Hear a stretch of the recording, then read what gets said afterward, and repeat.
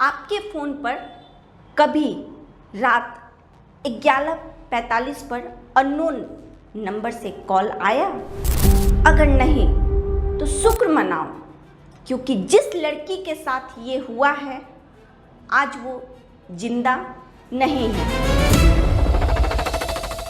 सच्ची घटना से प्रेरित आज मैं आपको एक ऐसी ही कहानी सुना रही हूँ जिसके बारे में सुनकर आप चौंक जाएंगे और शायद आपके रोंगटे खड़े हो जाएंगे।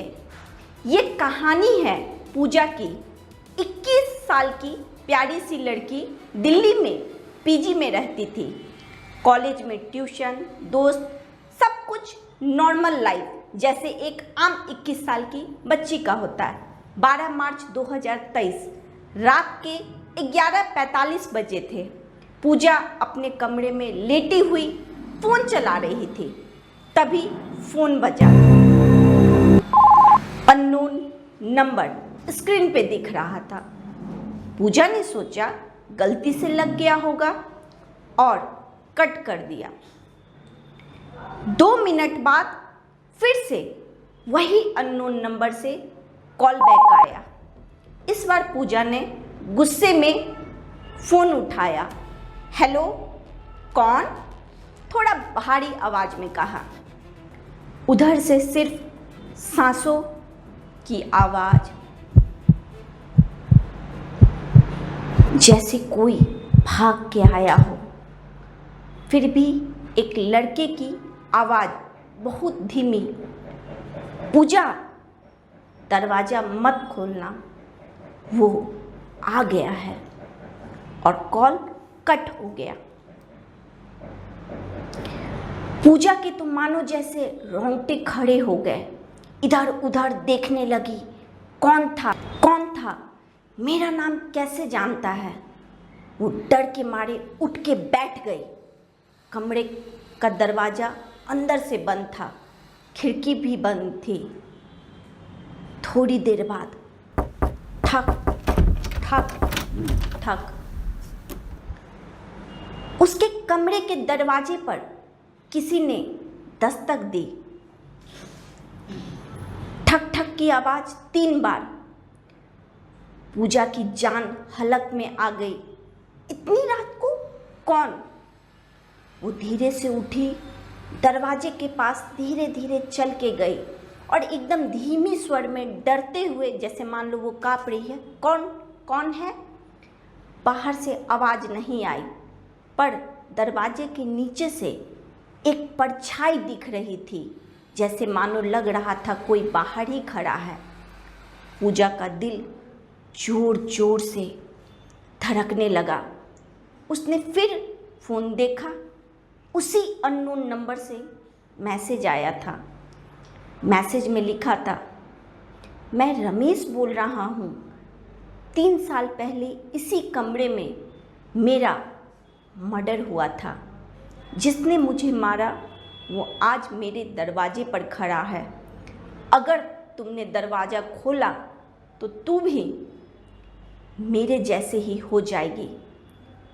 पूजा के हाथ से फ़ोन छूट गया। पाँव हाथ कांपने लगे, डरने लगी। 3 साल पहले इसी कमरे में मर्डर हुआ। मकान मालकिन ने तो बताया नहीं था। ये पीजी बोला था नया है। तभी फिर दरवाजे पे दस्तक हुई।